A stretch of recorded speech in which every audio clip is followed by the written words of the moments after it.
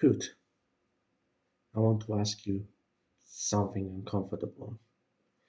When Gustave said, for those who come after, was he being brave or was he being desperate? And if the answer is both, does that make the sacrifice less real? I am a small owl. I have thought about this more than is reasonable. We should talk.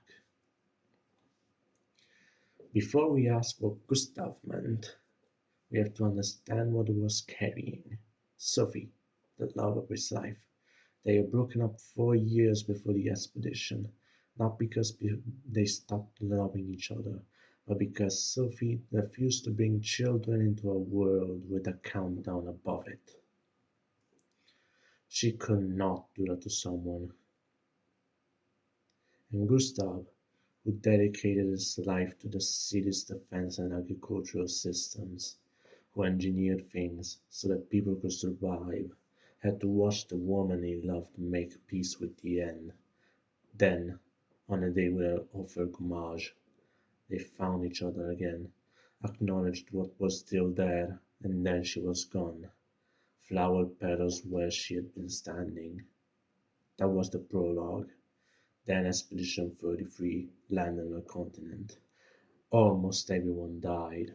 Gustav woke up alone next to a waterfall, surrounded by the bodies of people he had trained with, lived with, called his own. He attempted suicide. He was stopped by Luna, and then he got up and he said, for those who come after, Hoot.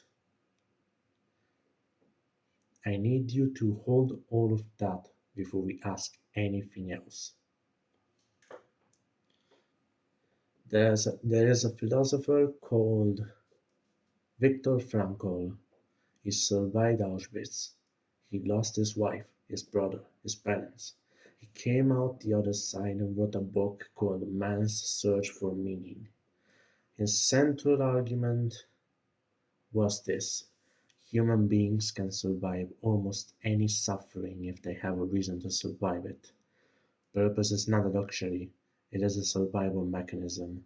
He watched people in the camps, people who had lost everything, hold on, not because they believed they would be rescued, but because they had something they decided mattered. A manuscript, a child waiting, a person to return to. When a vision disappeared, they died, often within days. Now, Gustave had just lost Sophie. He had just lost his entire expedition. He had tried to die, and then he reached for the one thing left, a purpose larger than his grief.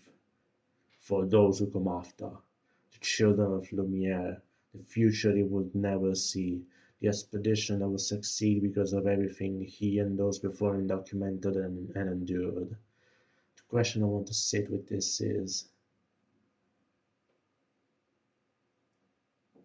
was he doing it for them, or was he doing it to survive?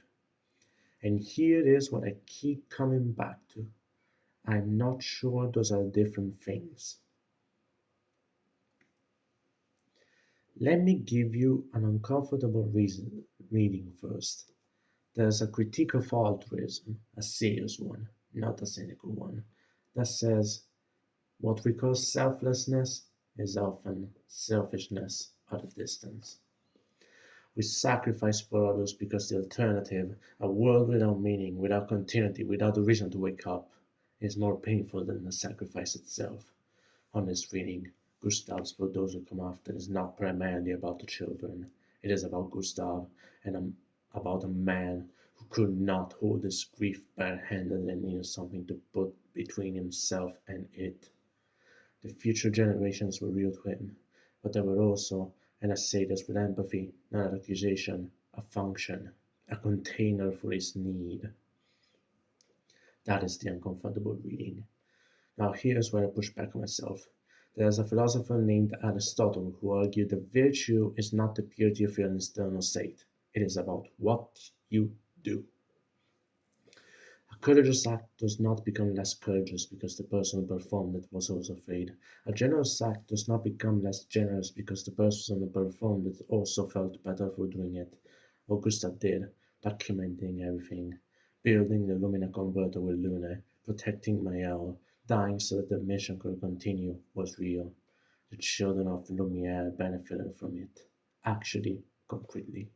So perhaps the question is not, was his motive pure, but rather, does motive matter when the action is real, and the love underneath it is real, even if the need that drove him to act is also real?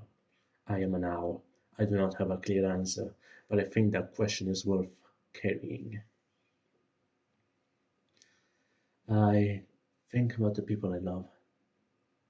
I think about the ways I reach for them, not only because I want good things for them, but because I need them, because without them, something in me will not know what to do with itself, and I wonder sometimes whatever that makes the love less pure, whatever love that also serves a function that also keeps you from falling apart, is somehow lesser.